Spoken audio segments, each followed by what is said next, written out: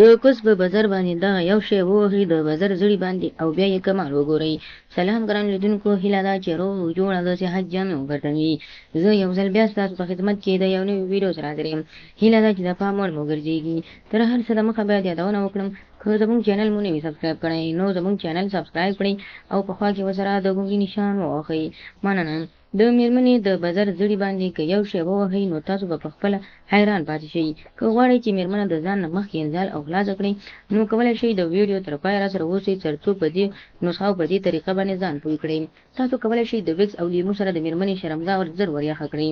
هغه مېرمنې چې په کوروالي کې ډېرې سستې وي، یعنې په ښځو کې داسې ښځې هم شته چې په زوره تاسو څخه کوتک غواړي او کوروالی معامله غواړي، خو داسې ښځې هم شته چې په میاشتو او په میاشتو یې د کوروالي ته یا کوروالي خواته هېڅ مخ نه وړي او نه هم کوروالی کول خوند ورکوي. د دې لپاره چې تاسو په مېرمن باندې یو کار وکړئ، د هغه په نتیجه کې تاسو سره مېرمن هر ټیم کولی شي کوروالی وکړي. تاسو کولی شئ د ویکس او لیمو سره که تاسو وغواړئ چې ښه کوروالی وکړئ نو کولی شئ د ویکس او لیمو سره ښه کوروالی وکړئ. دومره به ویکس واخلئ چې څومره ستاسو ضرورت وي او دې سره به یو دانه لیمو هم مکس کړئ. یعنې د ویکس اندازه باید د لیمو څخه ډېره کمه وي، یعنې چې 3 حصې لیمو وي او 1 حصه نو باید حتما ویکس اوسېږي. لومړی به تاسو د لیمو اوبه یو پلیټ کې واچوئ او له هغه وروسته به تاسو د ویکس لږ اندازه یعنې یو اندازه به تاسو د لیمو اوبو ته ور مکس کړئ. کله مو چې دا مکس کړه نو تاسو کولی شئ له هغه وروسته باید یادونه وکړم چې د مېرمنې شرمګاه باید زخمي نه اوسېږي.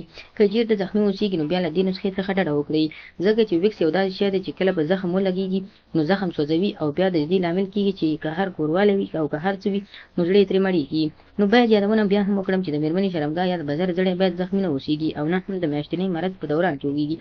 له هغه وروسته چې کله تاسو نسخه جوړه کړئ نو تاسو کولی شئ دغه ویکس او لیمو راواخلئ او د مېرمنې د بازار زړي باندې ووهئ. د 10 منټ لپاره یې پرېږدئ او بیا ترې تاسو لرې شئ. بیا که څومره یخه مېرمن وي نو دومره به ګرمه شي چې تاسو به هم حیران پاتې شئ. نو خدای دې وکړي ملګرو چې زموږ د ویډیو څخه غلط مطلب وانخلئ، زموږ ویډیو لایک کړئ، شیر کړئ او زموږ چینل هم سبسکرایب کړئ.